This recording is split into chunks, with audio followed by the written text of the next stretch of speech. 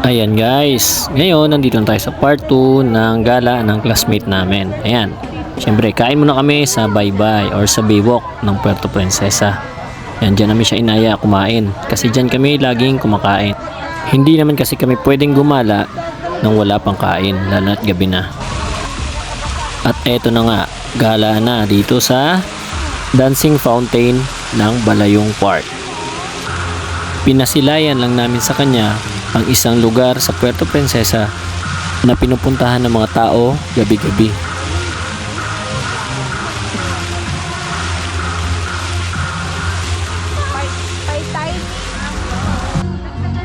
At syempre, hindi rin pwedeng kalimutang ikutin ang mga kainan sa Balayong Park. Ayan.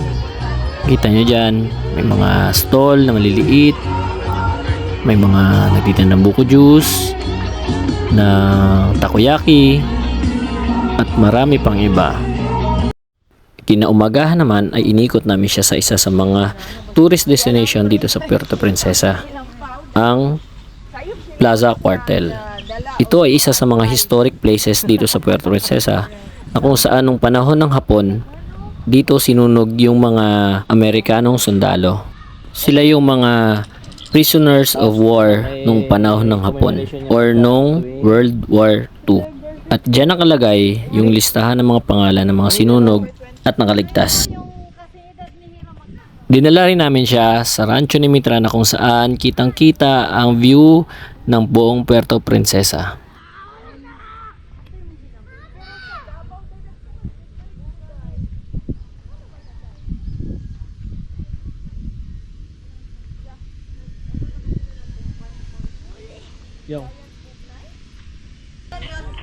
At syempre, hindi pwedeng hindi masubukan ang giant slide ng Rancho ni Mitra, di ba?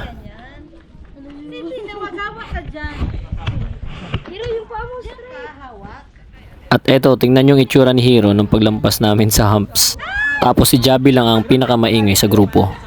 Maiksi lang ang ride, pero okay ang experience.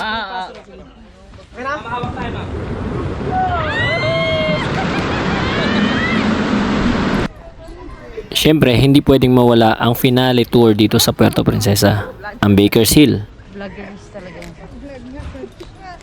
Ano to, edit ko lang. Ako na Bilis edit. Thank you so much. Ang sadal tayo. At dito kayong dalawa.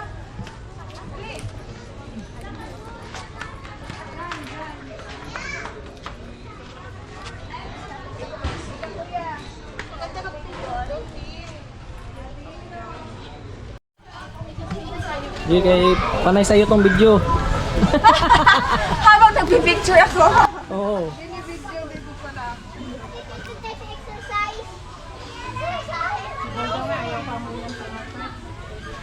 Welcome to my vlog.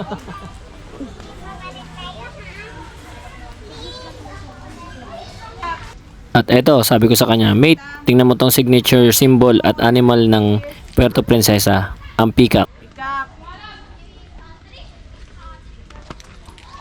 Open your wings, please.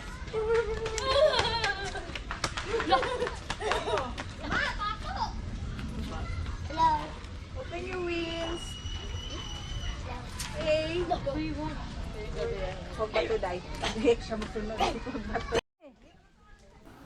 At ayan, gusto pong magpakain sa ahas. Ayan o. Abot sa nitong dira. Uy, may gawin mo umulo ha? Ana. O sos, grabe gid kay. Nagpapala ya. Anak, inagkatang ni buong ka. Pwede man. Ayan. Pati ba naman sa tiger, mate? Gusto mo pa magpakagat? Palis dyan, Hiroshi. Hindi man ako magkakit. Han, palisin mo si Hiroshima. Malis yan, Hero. Onyx.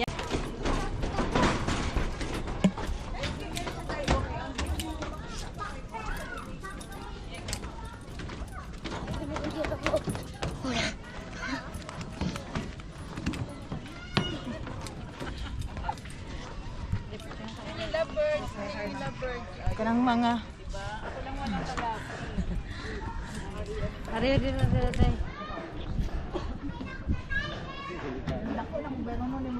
Grabe. Tan tan tan tan tan. Bigay ko sa'yo. Mama. Sa kotse.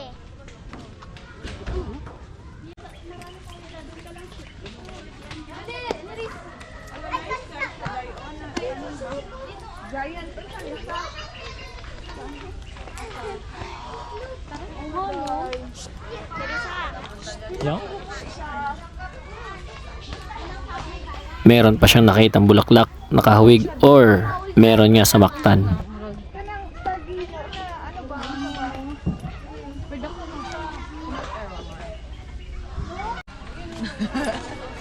Si Hero nagano pa talaga.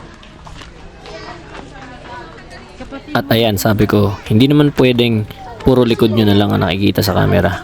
Kaya humarap na ako.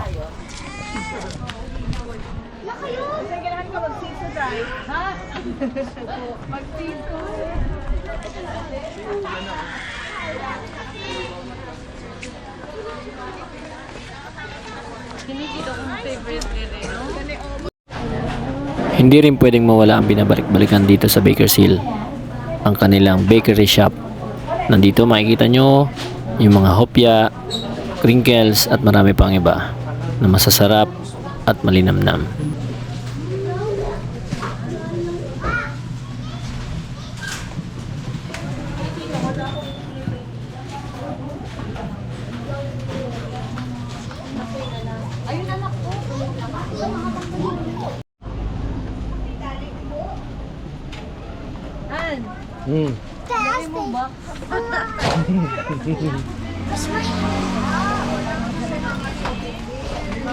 At sa kanilang paglabas, dumiretso na siya dito sa bilihan ng mga pearl na kung saan ay dito na rin siya nag-decide na dito bumili.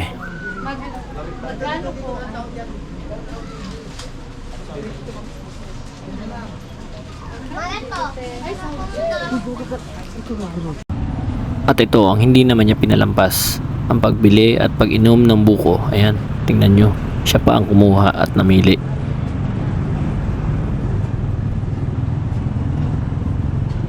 Gusto pa nga niyang siya ang magbalat ng bukong napili niya.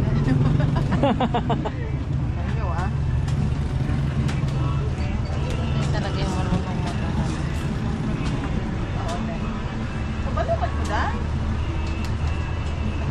Bago ko nga pala malimutan, ang ticket daw na nakuha niya sa Cebu Pacific ay Piso Fare. Yung mga gustong pumunta dito sa Puerto, abangan nyo ang Piso Fare ng Cebu Pacific. Kaya kayong mga nanonood, kung gusto nyo pumunta ng Puerto, itry nyo kaming i-message. Malay nyo, libre na ang city tour nyo.